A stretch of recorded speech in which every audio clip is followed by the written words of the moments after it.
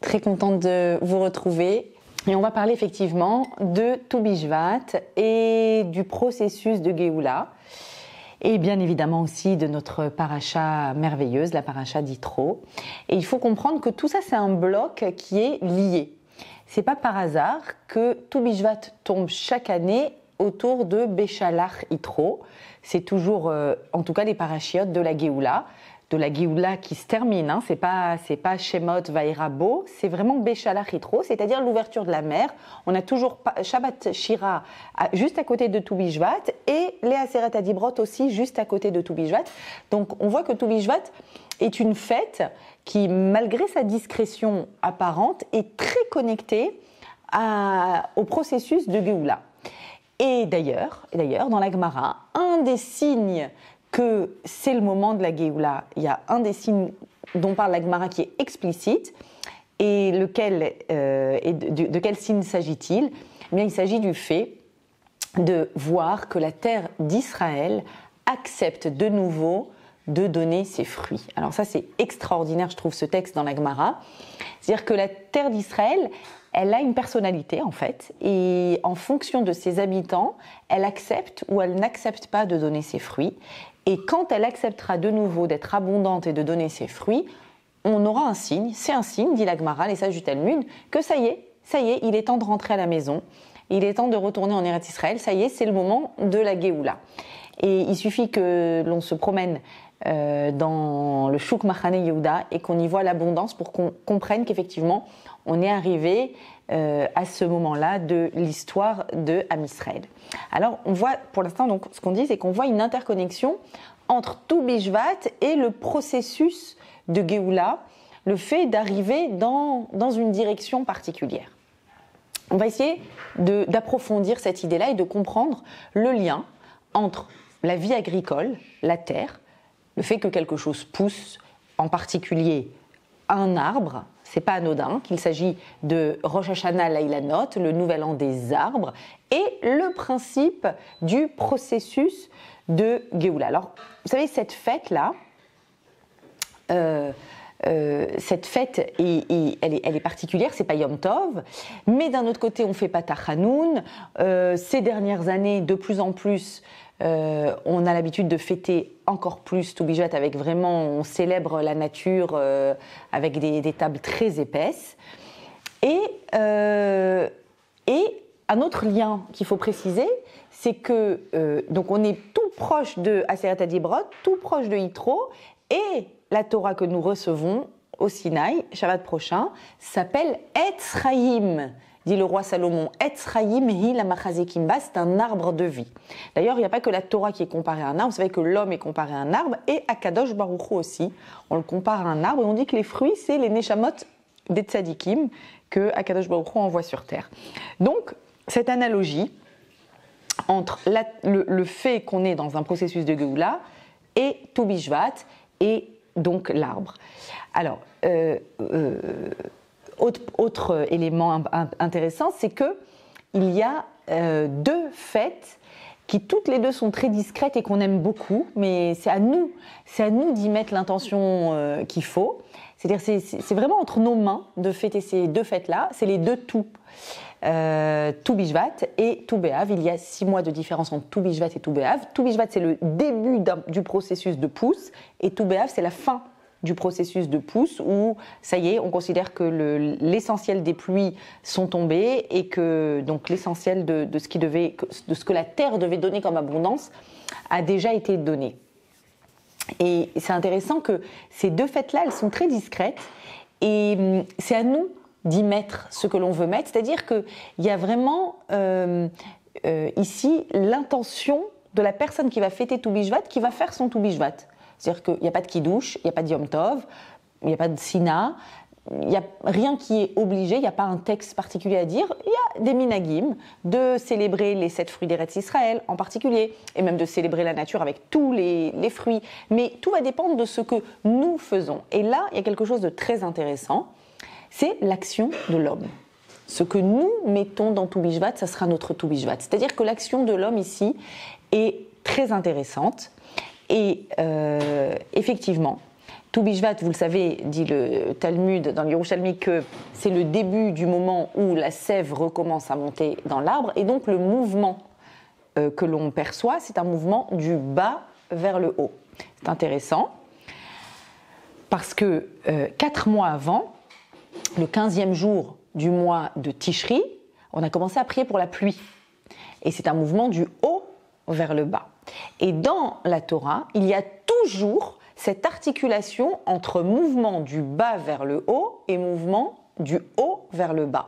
Et Har Sinaï, c'est exactement le point de connexion entre le mouvement du haut vers le bas, Akadosh Baruch Hu vayered Hashem ala Har, Hashem descend sur la montagne, et le peuple d'Israël pendant 49 jours vont grimper des niveaux spirituels pour mériter cette Torah. Et donc, il y a un point de rencontre entre un mouvement du bas vers le haut et un mouvement du haut vers le bas. Et j'ai l'habitude d'expliquer que c'est la fameuse, à mon avis, le symbole du Magen David, c'est ça. C'est le ciel, c'est la terre, d'accord ? Donc le drapeau d'Israël, c'est le ciel et la terre. Shamaim Va'aretz, et entre les deux, il y a 2 triangles. Un triangle qui part du bas et qui pointe vers le haut, et un triangle qui part du haut et qui pointe vers le bas. Et donc, c'est le mouvement de la terre qui veut se connecter au ciel, et c'est le mouvement du ciel qui se connecte à la terre. Et Tou Bishvat, c'est le début du moment où, de nouveau, nous exprimons notre désir de connexion du bas vers le haut. Et bien évidemment, comme on l'a dit, on est en pleine parachiote de Géoula. Alors, la Mishnah dans Rosh Hashanah, la première Mishnah de Rosh Hashanah, évoque les fameux 4 Rosh Hashanah qui existent, les 4 débuts de processus, débuts d'année, qu'on appelle début d'année, mais c'est des débuts de compte en fait. Il y en a un, le premier Nissan, c'est le compte du règne du roi, donc on avait l'habitude de compter le nombre d'années pour le règne de chaque roi, et on commençait l'année au premier Nissan. Il y a le premier Tishri, bon, qu'on connaît tous, la nouvelle année où l'homme est jugé. Le premier Elul, qui aujourd'hui n'a pas vraiment de signification, mais à l'époque du Beth Amikdash, on en avait, c'est le Maaser concernant les animaux. Et le 15 Shevat, qui est le début du compte, du Maaser pour les fruits. Alors là, il y a une vraie précision à l'Afrique, c'est-à-dire que les fruits d'avant le 15 Shvat et les fruits d'après le 15 Shvat ne peuvent pas être mélangés dans un compte commun de Maaser. Peu importe la précision ici à l'Afrique. En tout cas, il y a une connotation ici, même à l'Afrique. Et ce que nous devons garder en tête, c'est que la Gemara dit Rosh Hashanah Laïlan, c'est le nouvel an de l'arbre. Et donc, ici se joue quelque chose d'un début de processus. Rosh Hashanah, ça veut dire qu'il y a le début de quelque chose de nouveau qui arrive. Et vous le savez, si quelque chose de nouveau arrive, eh bien nous devons, nous, spirituellement, comprendre ce qui est en train de se passer de nouveau. Alors, il faut savoir qu'il y a un parallèle permanent entre les saisons, donc ce qui se passe, malheureusement, nous sommes des citadins, donc à part qu'on a froid ou qu'on a chaud, on ne connaît pas grand-chose des saisons, mais les saisons au niveau agricole ont un parallèle toujours avec notre travail spirituel. Toujours. Comment je sais ?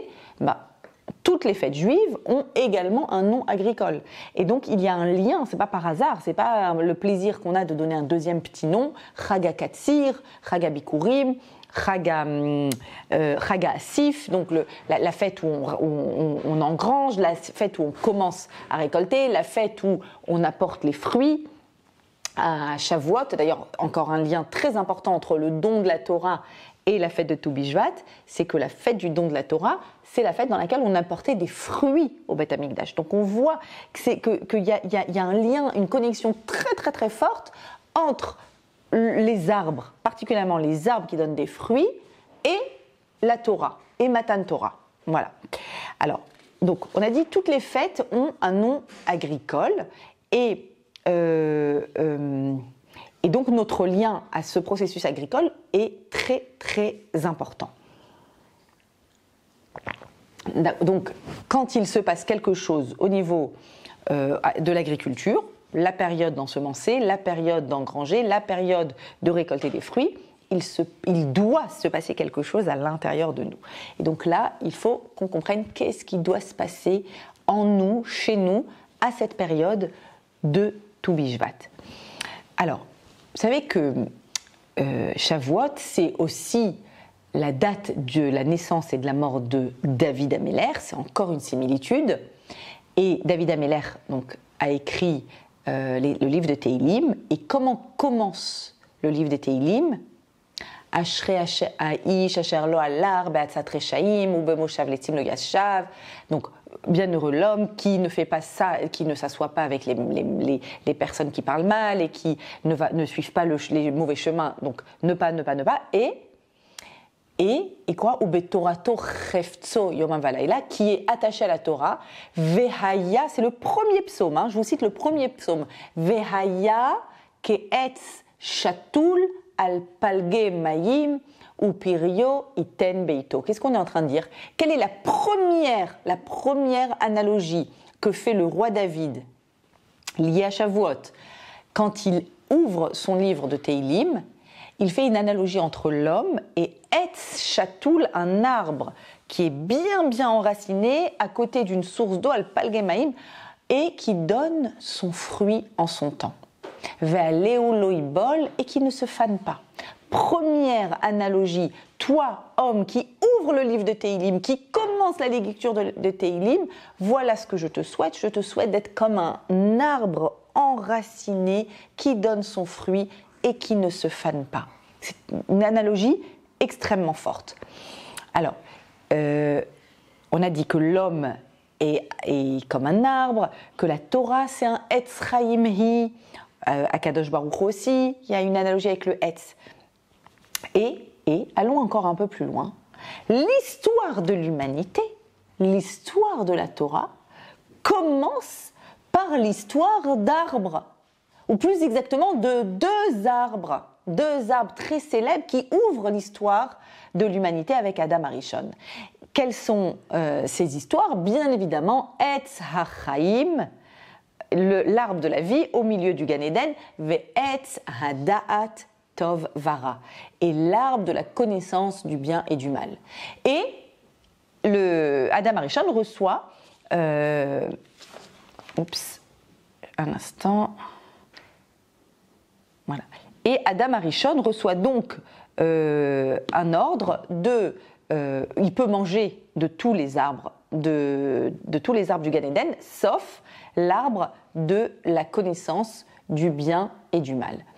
Donc, ne pas manger de la connaissance, Etz Hadat, et manger tous les autres, dont bien évidemment Etz HaChaim, l'arbre de la vie. Au contraire, consomme l'arbre de la vie. Je veux que tu consommes le Etz HaChaim, l'arbre de la vie.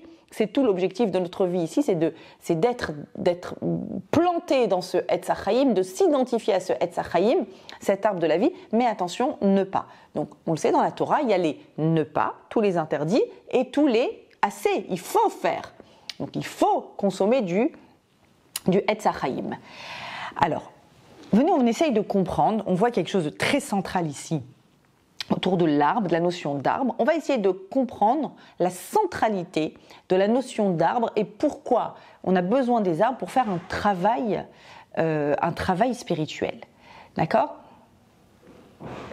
Ça me fait penser, en vous en parlant, que dans mon travail, petite parenthèse, dans mon travail d'hypnothérapeute, vous savez qu'on utilise beaucoup en hypnothérapie, en état de conscience modifié, on utilise énormément pour que l'inconscient puisse réparer certaines choses, on utilise beaucoup de métaphores.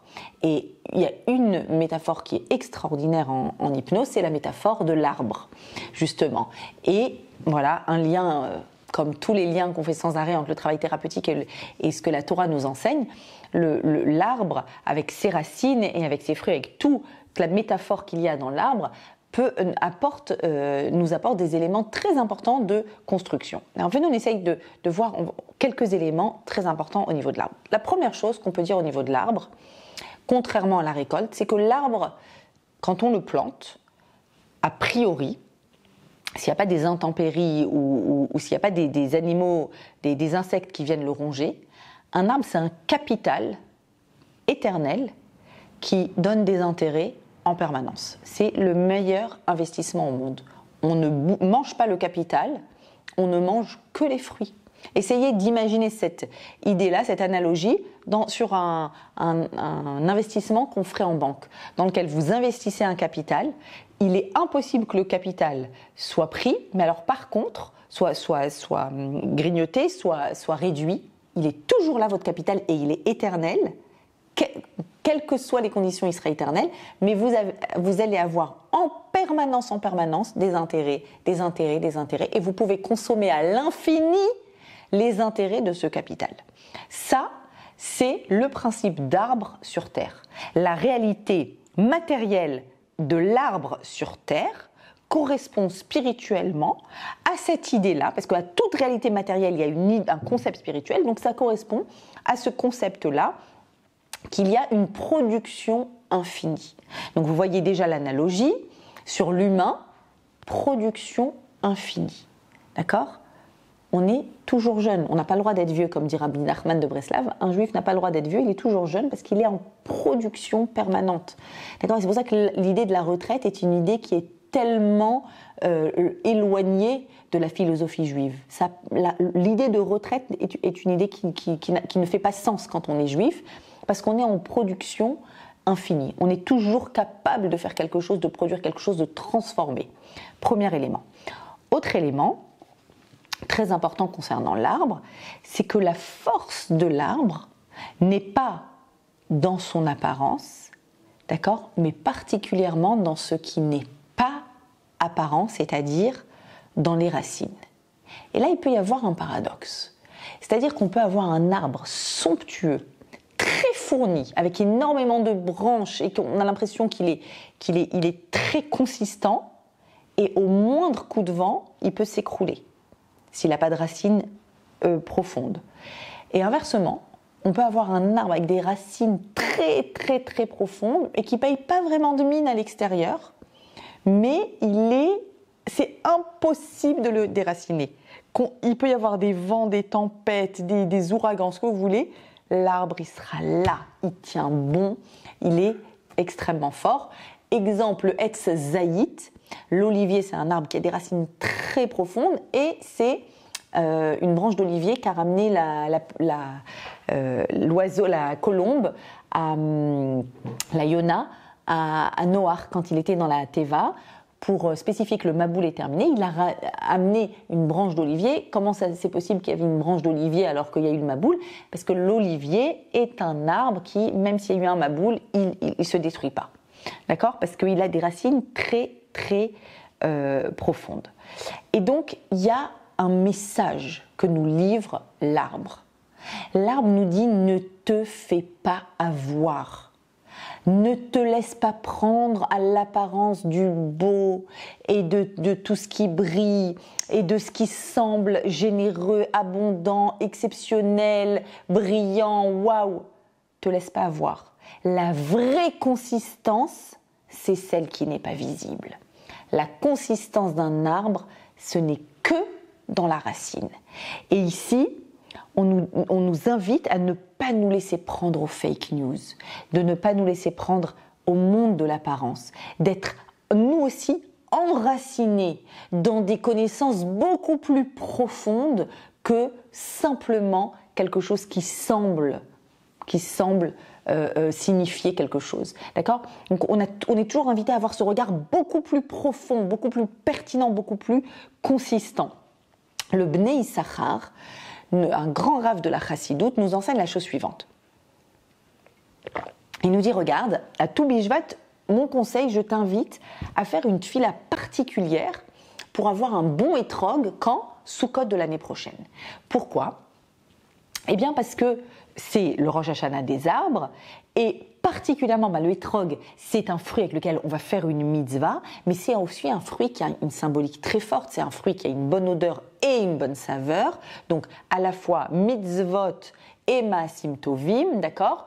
Et le étrog a cela de particulier, c'est qu'il va symboliser un petit peu le concept écrit au début de Bereshit, de Etz Peri Ose Peri, un arbre fruitier qui fait des fruits. Vous savez que l'ordre d'Hachem, c'était que les arbres fruitiers donnent des fruits, et finalement, qu'ont fait les arbres suite à la faute, on va l'expliquer, de la consommation de l'arbre de la connaissance, l'arbre n'a plus que fait de fruits, sauf, dit-on, le hétrog, dont le tronc aurait le goût également du fruit. Qu'est-ce qu'on veut dire ici? Quand on dit que le tronc a également le goût du fruit, on parle du moyen, d'accord, du processus et de l'aboutissement.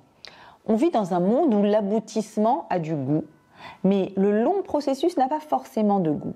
Alors, on a le sens du travail, on a le sens du devoir, on a le sens de ce qu'on doit faire, mais le long processus est souvent extrêmement pénible, difficile, et bien souvent, ça manque de saveur, et on baisse les bras, parce qu'on a envie d'arriver déjà au fruit. Et la plupart des personnes sur Terre, ce qu'elles veulent, c'est un bon fruit. Ce qu'elles veulent, c'est une consommation. Ce qu'elles veulent, c'est un résultat. Je veux un résultat et je veux un résultat rapide. Et on oublie que pour avoir un résultat, eh bien, il a fallu tout un long processus pour arriver à ce résultat.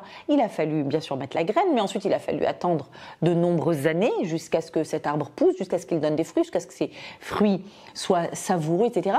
Donc, il y a tout un processus pour arriver aux fruits. Et le hétrog vient nous rappeler que on peut également trouver du goût dans le processus. Et prier pour avoir un bon hétrog, c'est prier pour avoir également une saveur de Olam Haba dans le Olam Hazé, pour ainsi dire, d'avoir la saveur, la sensation du résultat, la sensation le sentiment d'avoir fait ce que nous avons à faire, même quand on n'est pas encore arrivé au bout du processus. Et vous savez, on vit dans une période où plus personne n'a de patience pour les processus. On veut tout de suite, rapidement et sans effort. C'est le principe de notre civilisation, c'est le principe de cette nouvelle génération.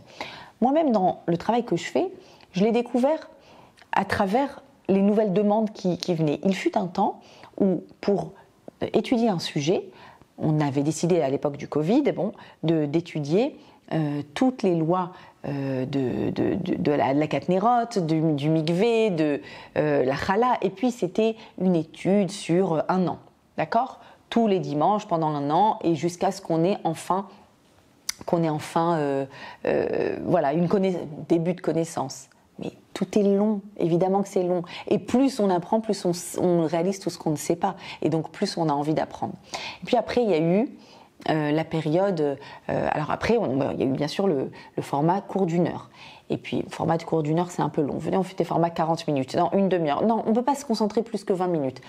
Réseaux sociaux, Facebook, c'était 5 minutes. Je me rappelle quand on me disait... Allez, une idée en 5 minutes. Ah Imma, comment est-ce qu'on peut vulgariser une idée en 5 minutes sans passer à côté de l'essentiel? Mais alors le jour où on m'a dit que le réel d'Insta dure 1 minute et que je devais essayer de concentrer ma pensée en 1 minute, j'ai blémi, je me dis mais c'est quoi la prochaine étape? C'est le début de la respiration avant de commencer une phrase.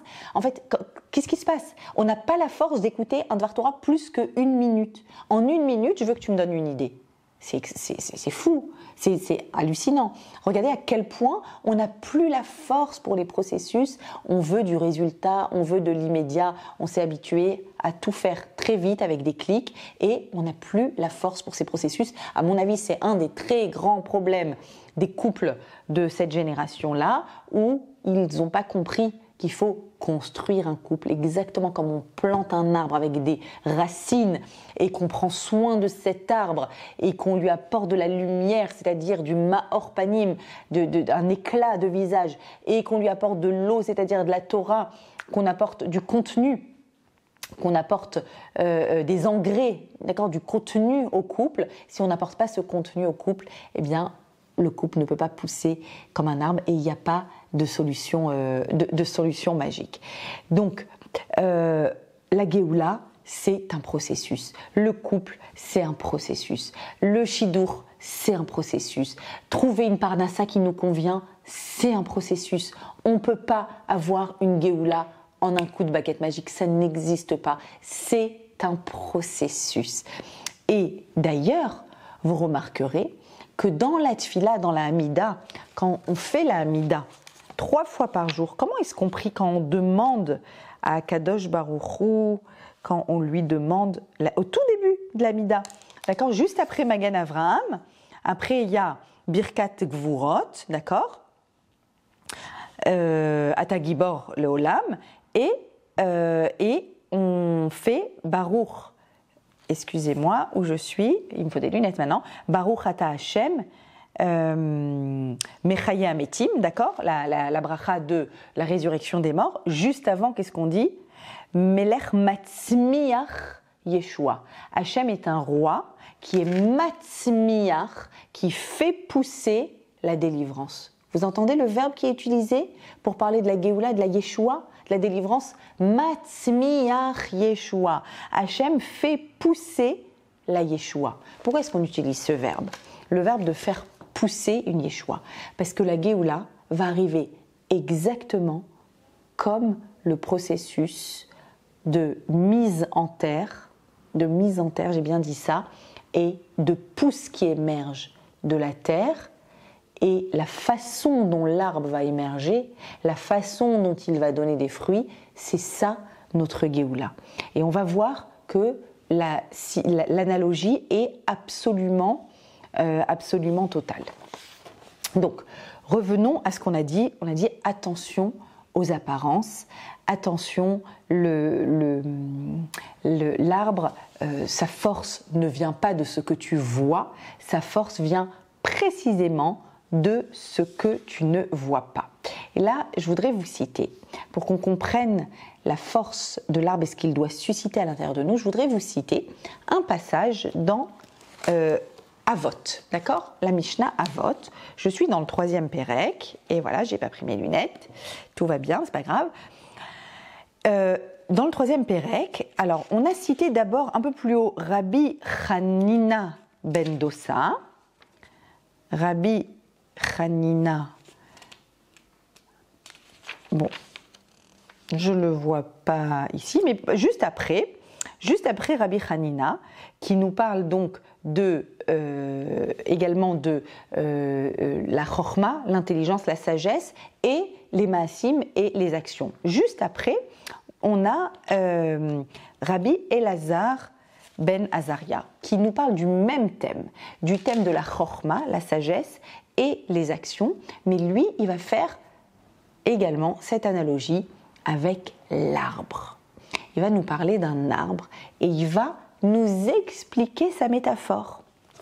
Ouaya Omer, il disait comme ça: Kol shechochmato meruba mima'asav. Toute personne qui a une sagesse plus importante que de ses actions. Les maoudomé, à quoi ressemble-t-il? Les ilan, à un arbre qui a des branches merubim, beaucoup de branches, veshorashav moatim, et qui a des racines toutes petites, très faibles, peu de racines. Et le vent passe et peut l'arracher et peut le faire tomber. D'accord?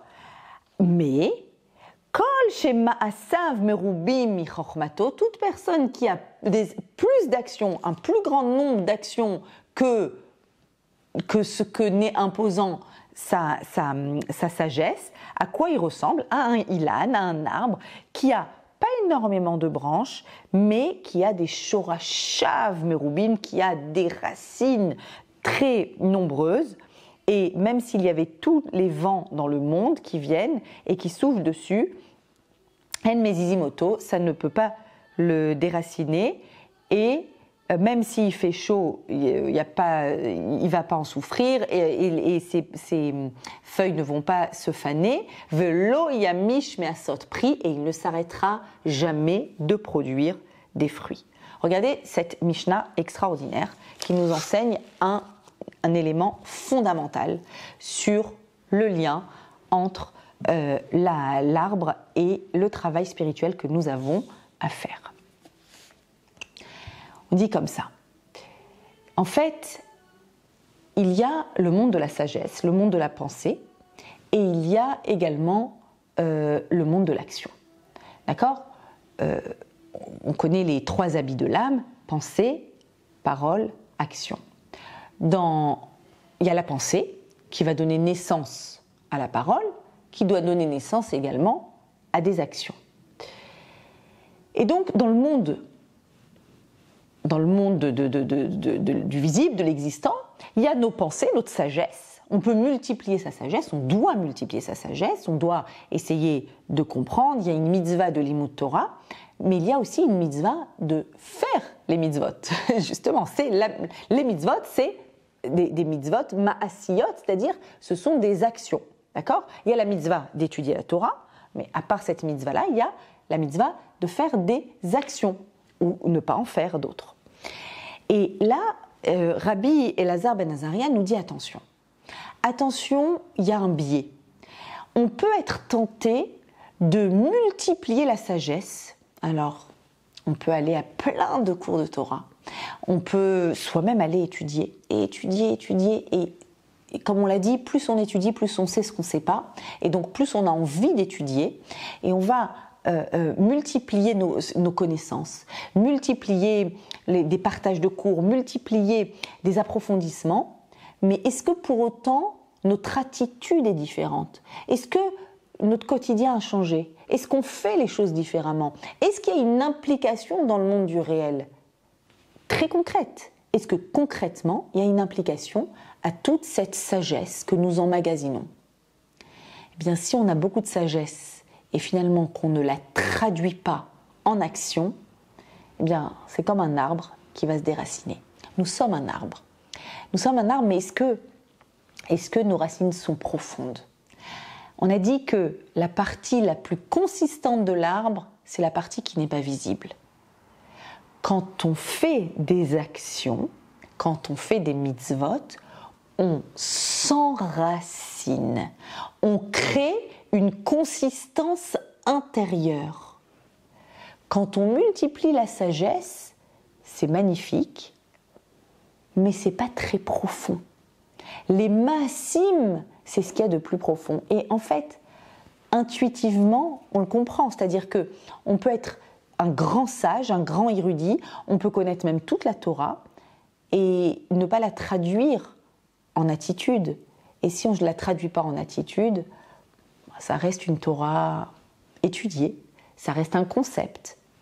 Ça ne s'inscrit pas dans ce qu'on appelle le tikkun olam, la transformation, la réparation du monde. Et la réparation du monde se doit de passer par une action concrète. Et évidemment, à quoi je pense immédiatement ? Je pense à tous les Baté Chabad qui font faire des mitzvot.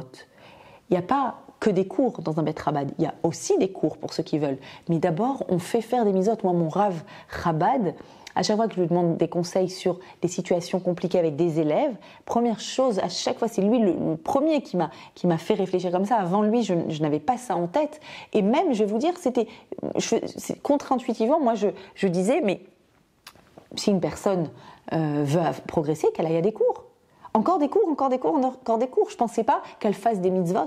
Et c'est grâce au Rav Frankfurter qui m'enseigne le Tanya que j'ai compris que, et en étudiant le Tanya bien évidemment, qu'en faisant des actions, qu'en faisant des mitzvot, on avait une possibilité en fait de transformation. Alors pourquoi ça fonctionne comme ça ? Pourquoi c'est pas... On aurait pu le dire, c'est-à-dire, on aurait pu imaginer, attends, je vais davantage approfondir, je vais davantage essayer de comprendre, et donc, quand j'aurai compris, je vais traduire ça en action. Je vais comprendre tout Shabbat, je vais faire Shabbat. Je vais comprendre toute la Souka, pourquoi on fait Soukot, et je ferai ma Souka après. Pourquoi c'est pas comme ça ? D'abord, c'est bien sûr, évidemment, très important d'approfondir et de comprendre les mitzvot. Et il y a une mitzvah de les comprendre et d'étudier la Torah. Donc ça, il n'y a pas de débat là-dessus, c'est évident. Mais il y a aussi une passion à la compréhension. Et quand on comprend quelque chose, on comprend aussi tout ce qu'on ne comprend pas. Et donc, on va avoir envie de comprendre encore plus. Et donc, il va y avoir quelque chose, une sorte d'aspirateur qui va nous appeler à approfondir et à multiplier la sagesse, mais l'effort que ça me demande de traduire cette sagesse en action concrète, il n'est pas évident. Cet effort-là, on peut passer à côté. On peut se dire, mais voilà, je suis occupée à comprendre, je suis occupée à comprendre la Torah. Donc, c'est de cette façon-là que je m'inscris dans la Torah. Non, c'est fragile. Au moindre coup de vent, tu verras, l'arbre il va tomber, l'arbre il va pas tenir. Parce que finalement, tout ça, c'est basé sur quoi? C'est basé sur de la compréhension, mais c'est pas basé sur une action. Or, nos actions sont comparables, dit Rabbi Elazar ben Azaria, à un enracinement. Quand j'agis, quand j'expérimente en fait, il y a un enracinement et également, évidemment que c'est un cercle vertueux, c'est-à-dire que quand j'agis, j'alimente en fait ma compréhension. C'est-à-dire qu'il y a certains aspects de la compréhension des mitzvot qu'on peut les étudier autant qu'on veut de façon théorique, tant qu'on ne les a pas vécus. Tant qu'on ne l'a pas vécu, ça n'a pas de sens. Je peux expliquer le Shabbat autant que je veux, il faut vivre un Shabbat. Ça vaut plus que des milliers de cours de vivre un Shabbat. D'accord ? Et c'est comme ça un petit peu la tsniout qui pose souvent problème et c'est difficile, etc. Mais en fait, il faut l'expérimenter aussi. Expérimenter ce que c'est que la tsniout. Il faut expérimenter ce que c'est que d'aller visiter un malade pour vraiment voir, comprendre à quel point on a un effet extraordinaire sur la personne. Expérimenter le fait d'ouvrir sa maison à des personnes qui ont besoin de passer un repas de Shabbat. Je ne parle pas des invitations de convenance, hein. Je parle d'inviter quelqu'un qui en a besoin, de toutes les actions, toutes les mitzvot concrètes comme ça, de tzedaka, d'aide, etc. Il faut avant tout les expérimenter. Parce qu'en les expérimentant, ça réveille cette étincelle divine qui est à l'intérieur de nous, ça l'alimente et ça réveille l'humanité qui est en nous. Et quand cette humanité se réveille, alors il y a une connexion immédiate qui se fait avec la sagesse et donc, en fait, c'est la voie royale vers le fait de faire les mitzvot. D'accord ? Donc, il faut bien comprendre ici que finalement, ce que nous dit cette Mishnah, c'est que la consistance d'une personne, sa consistance, c'est ses racines. Ses racines, c'est quoi ? C'est les Maasim Tovim. C'est les Maasim. C'est le fait de faire, de faire des actions. Ok ? Rav, je pense à cette histoire qu'a raconté le Rav Ashkenazi, que quand Churchill est venu en 1921 en Israël, donc en Palestine mandataire, eh bien, il a rencontré Dizengoff à Tel Aviv, et pour le recevoir, Dizengoff a demandé à ce qu'on amène plein d'arbres, qu'on prenne des arbres, qu'on fasse une haie d'arbres là où il devait passer. Évidemment, il y avait plein de photographes, plein d'habitants de Tel Aviv qui étaient là, qui sont bousculés, et tous les arbres sont tombés. Et Churchill a dit à ce moment-là, quand on n'a pas des racines solides, eh bien, rien ne tient debout. D'accord ? On ne tient qu'avec nos racines solides. Et c'était évidemment un clin d'œil à l'État juif qui allait émerger, en tout cas l'établissement de juifs en Israël, et que ce qui justifiait notre établissement, c'était évidemment les racines solides qu'on avait dans ce pays. Et donc oui, effectivement, il faut ces racines solides. Ok.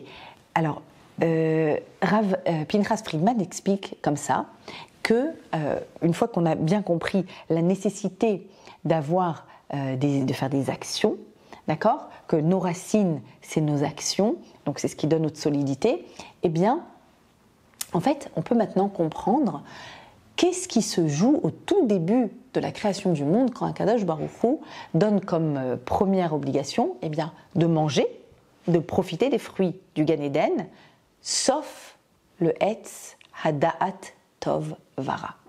Maintenant, on peut comprendre ce qui se joue ici. Le Etz HaChaim, c'est quoi ? Eh bien, le fameux Etz HaChaim dont il fallait consommer le fruit, c'est l'arbre précisément qui nous donne la possibilité de multiplier les actions davantage que la sagesse. C'est-à-dire d'avoir toujours un cran d'avance dans l'action par rapport à la sagesse. Ça, c'est le Etz HaChaim. Etz Chaim hi la machazikimba. C'est un arbre de vie, c'est la Torah, l'arbre de vie, et donc elle me pousse à aller en avant et d'avoir toujours ce cran d'avant, cet élément d'avant-là. Et c'est quoi donc le Etz Hada'at Tov Vara ? Eh bien, c'est l'autre arbre, justement. C'est celui dont il ne faut pas consommer le fruit, et qui dit quoi ? Qui dit Hada'at, Etz Hada'at, l'arbre de la connaissance. C'est celui qui te pousse à avoir plus de connaissances, et à ne pas mettre au même niveau l'action, à ne pas mettre l'action au niveau de la connaissance. Et donc dans ce cas-là, c'est hada'at tov vara. Pourquoi tov vara?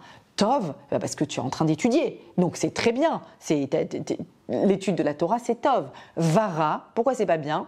Parce que c'est une étude qui ne te pousse pas à mettre en action. C'est pas une étude qui se traduit par quelque chose de concret. Donc c'est tov d'un côté, mais c'est ra de l'autre, parce qu'il n'y a pas une action derrière. D'accord? Et donc, ici, maintenant, on peut enfin comprendre la centralité de ce qui se passe dans notre paracha de Yitro, quand les Bnei Israël disent « Na'aseh venishma ». Nous ferons et nous comprendrons. Et l'importance majeure dans le fait que nous ayons d'abord dit Na'aseh et ensuite Nishma se situe précisément ici. Il faut toujours dépasser d'un niveau l'action par rapport à la compréhension. Ne jamais mettre de côté la compréhension, bien évidemment, elle est fondamentale, elle donne la saveur. Après avoir fait un acte, il y a un investissement qui se met, bien sûr, mais il faut ensuite comprendre, il faut que ce soit bien assis dans quelque chose dans une sagesse, mais un cran de plus. Un cran de plus, toujours dans l'action, et c'est la raison pour laquelle tout le mérite des Bnei Israël, c'était d'avoir mis en premier le Na'aseh avant le Nishma. On fait, c'est écrit, on le fait. D'accord? Et il me semble que on vit dans une période où on apprend des éléments fondamentaux de l'attitude à avoir humainement parlant, dans notre humanité, et on apprend ces choses-là dans la période actuelle depuis le 7 octobre, bien sûr, et on les apprend pas forcément de personnes, je dirais qu'en fait on les apprend de personnes ordinaires, d'accord? On vit une période extraordinaire où les choses les plus extraordinaires, on les apprend de personnes ordinaires.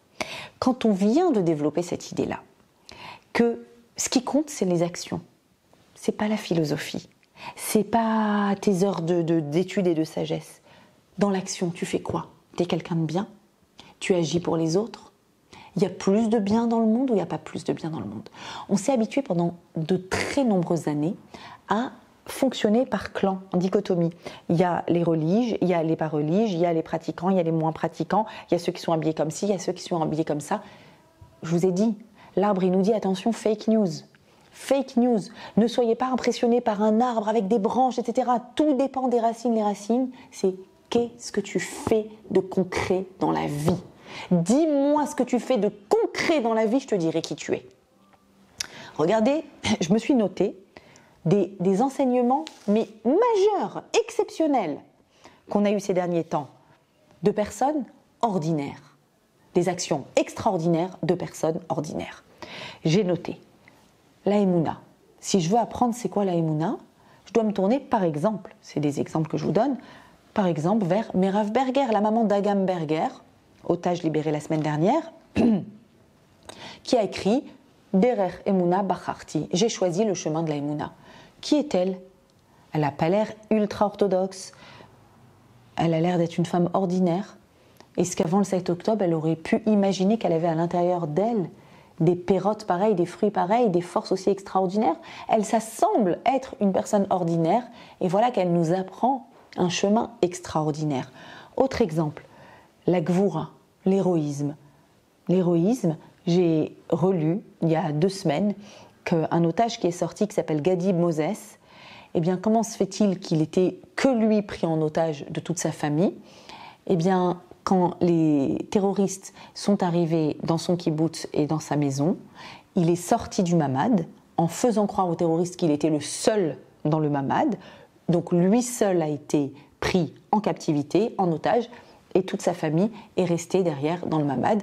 Il est âgé, c'est le plus âgé, il a dit voilà, s'ils prennent quelqu'un, que ce soit moi qui prenne. Regardez cet héroïsme incroyable d'une personne qui est elle aussi a priori ordinaire. Le pardon. Si j'ai envie d'apprendre le pardon, l'intelligence du pardon, l'intelligence de ne pas chercher le coupable dans ce qui ne va pas dans ma vie. Combien on est à tomber dans ce gouffre-là de « il y a un coupable, il faut que j'en veuille au coupable, c'est à cause de ce coupable que j'ai des problèmes dans ma vie ». Une femme ordinaire, qui est extraordinaire, s'appelle Iris Raïm. Son fils Yotam a réussi, avec 2 autres otages, en décembre de l'année dernière, il a réussi tout seul à sortir de sa captivité. Il a réussi à s'enfuir. Ils ont réussi à s'enfuir et malheureusement ont été abattus par nos propres forces, évidemment dans des conditions de guerre à Gaza. Et elle est celle qui, depuis le premier jour, envoie le message « Je ne vous en veux pas, ne vous en voulez pas. Chayalim Yekarim, nos chers soldats, je ne veux pas que vous en vouliez. Dans les conditions dans lesquelles vous êtes, ce n'est pas de votre faute. » Elle a enseigné, elle enseigne au monde entier. Jusqu'à maintenant, elle fait le tour du monde et elle fait des conférences pour enseigner cette force-là de ne pas chercher le responsable apparent. Et donc à avoir une vision beaucoup plus consistante et beaucoup plus profonde. Encore une femme ordinaire. Un autre exemple de résilience, par exemple, de qui je vais apprendre la résilience ? Eh bien, de Avia Slotki, dont j'ai lu le texte il y a quelques semaines dans un cours, qui a perdu son tout jeune époux. Ils avaient un petit bébé qui venait de naître. Le 7 octobre, il est allé par lui-même défendre un kibboutz avec son arme. Il était même plus militaire. Et il est tombé avec son frère.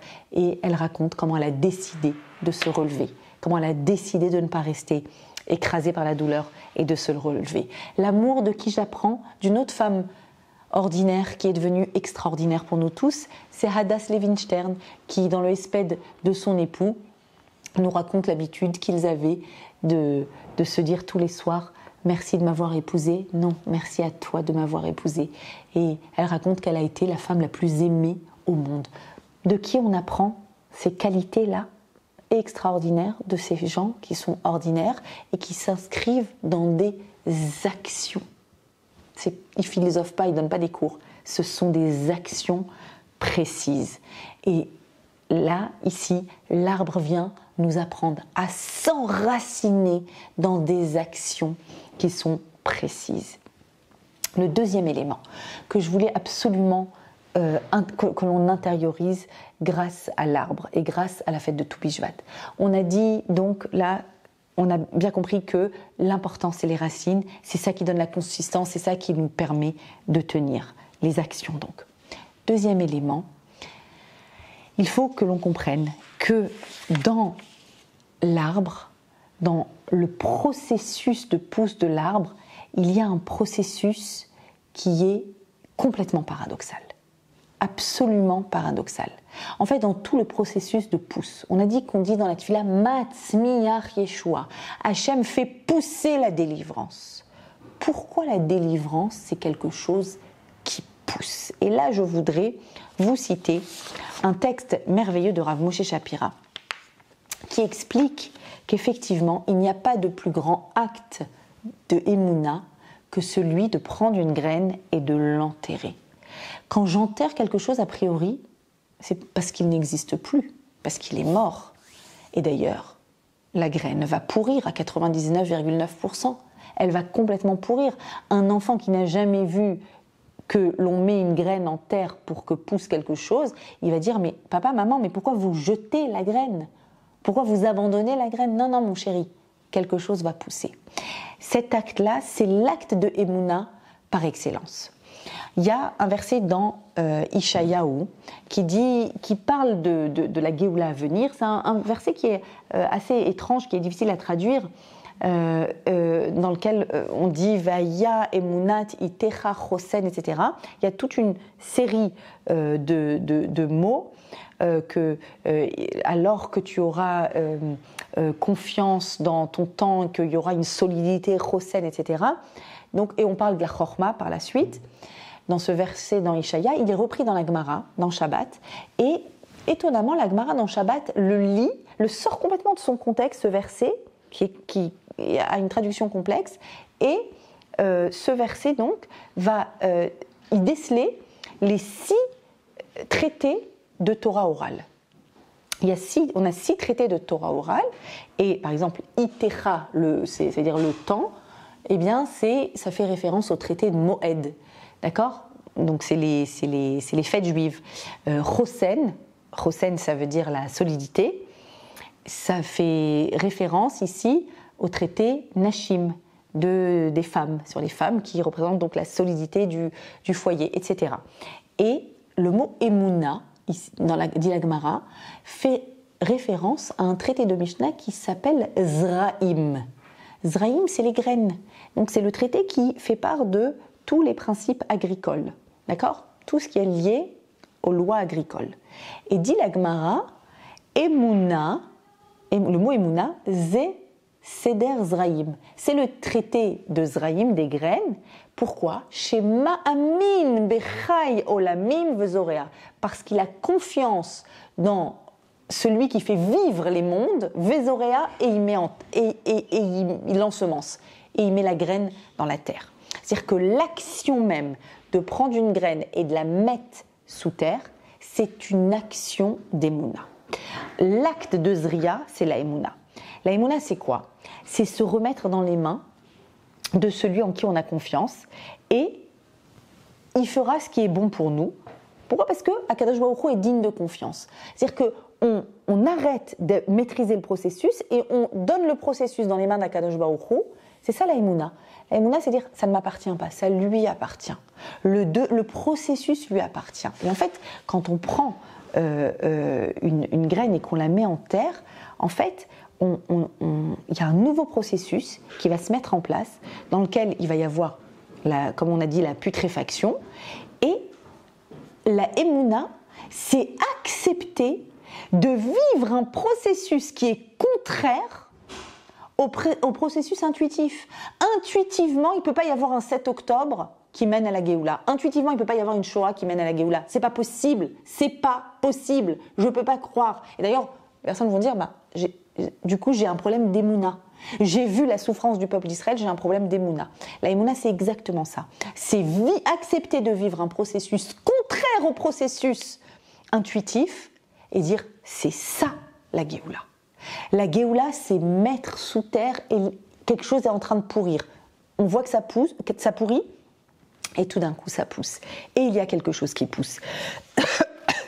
Pardon. Donc c'est ça, dit le Rav Moshe Shapira, la Emouna, c'est comprendre que tout ce monde fonctionne selon le principe de mettre en terre, puis s'investir pour obtenir des fruits. Mais je dois d'abord lâcher prise. Lâcher prise, c'est mettre sous terre et dire à Kadosh Baruch Hu, c'est toi. Chai Olamim, c'est toi qui fais vivre ce monde. Pourquoi une graine pousse ? Je ne peux pas l'expliquer. C'est comme ça qu'Hachem a créé le monde. Que la graine, quand elle pourrit, elle pousse. D'accord ? D'ailleurs, vous avez vu que Matzmiach Yeshua, on le dit en même temps que la bracha Mechaya Metim. Hachem fait revivre les morts. Il y a une mise en terre, mais quelque chose de nouveau va émerger. D'accord ? Et donc,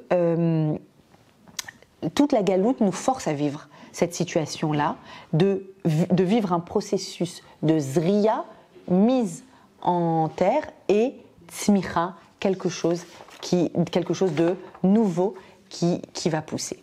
Alors, donc on a bien compris que la centralité de Tu Bishvat par rapport au don de la Torah, le lien entre Tu Bishvat et le don de la Torah n'est pas évidemment pas fortuit. Etz Chaim hi la Machazekimba. La Torah, c'est un arbre de vie. C'est le fameux arbre de vie qu'Akadosh Baruch Hu nous a demandé de manger quand on était au Gan Eden. Cet arbre de vie, il dit quoi ? Il dit, bien sûr, tu dois comprendre la Torah, mais n'oublie jamais que je veux que tu laisses une trace dans ce monde. La trace que tu laisses dans ce monde, c'est pas avec ta philosophie, c'est pas avec ton étude, c'est pas avec ta pensée, c'est avec ton action. Une action d'Emouna, une action de résilience, une action de bienveillance, une action de valorisation de l'autre, une action de mitzvah, même personnelle. Quelle que soit l'action que nous faisons, c'est une action qui laisse une trace. Et cette trace-là, elle est précieuse parce qu'elle constitue ce qu'on appelle Etz Chaim hi Marasikimba. L'essentiel de ce que nous sommes, c'est dans nos racines. Ça crée des racines très puissantes et très épaisses, le fait de laisser des traces, d'accord ? Et et même si ce que nous faisons, c'est Ben Adam la Makom, c'est pour Akadosh Baruch Hu, il faut savoir, comme le montrent les Aseret Dibrot, qu'il y a 5 Dibrot vis-à-vis d'Hachem et 5 Dibrot vis-à-vis des autres, elles sont interconnectées. C'est-à-dire que ce n'est pas possible que je développe ma propre Emouna et que ça n'ait pas un effet sur le bien que je fais aux gens à côté de moi. Et inversement, ce n'est pas possible que je fasse du bien aux autres et que ça ne développe pas quelque chose dans mon lien à Kadosh Baruch Hu. Iris Raïm raconte, c'est une femme des kibbutzim, une femme de gauche, elle a toujours été à gauche, elle raconte qu'elle n'a jamais ouvert une chaîne de radio ou de télé de droite, donc elle ne connaissait rien de la religion, rien du tout. Et aujourd'hui, je vous dis, c'est la femme qui enseigne la notion de résilience et de pardon. Et elle dit que quand il y a eu le 7 octobre, la première chose qu'elle a voulu faire, c'est prier, mais elle ne l'avait jamais appris. On ne lui avait jamais appris à prier. Et donc elle s'est dit, on va chanter. Chanter, c'est prier. Alors, elle était ignorante, elle ne savait pas prier parce qu'on ne lui a pas enseigné, tout simplement. Mais elle voulait prier, donc sa émouna, elle était là, en fait. Son lien à Kadosh Baruch Hu, il était là, il avait juste pas encore pris une forme dans le monde, mais c'était là. Pourquoi ? Parce que quand quelqu'un développe son humanité, il développe automatiquement son lien avec Akadosh Baruch Hu. Et normalement, quand on développe justement le lien avec Akadosh Baruch Hu comme il faut, on développe également son humanité. C'est pour ça que je le dis et je le répéterai toujours dans mes cours. Si vous voyez une personne qui a une apparence très pratiquante et qui manque d'humanité et qui manque de dignité et qui ne respecte pas des personnes, c'est fake news. C'est un arbre avec beaucoup de branches et pas beaucoup de racines. Et nous, ce qu'on veut, c'est un arbre avec beaucoup de racines et qui donnera des fruits en son temps, ve'aleu lo yibol, ve'iten pirio beito, et qui donnera toujours des fruits en son temps. Bezrat Hashem, qu'on ait le mérite d'être tous des arbres très enracinés, qui donnons des fruits, et que la Torah puisse, à l'intérieur de nous, produire encore et encore et encore des fruits à l'infini. N'oubliez pas, il faut marquer ce monde par des actions concrètes.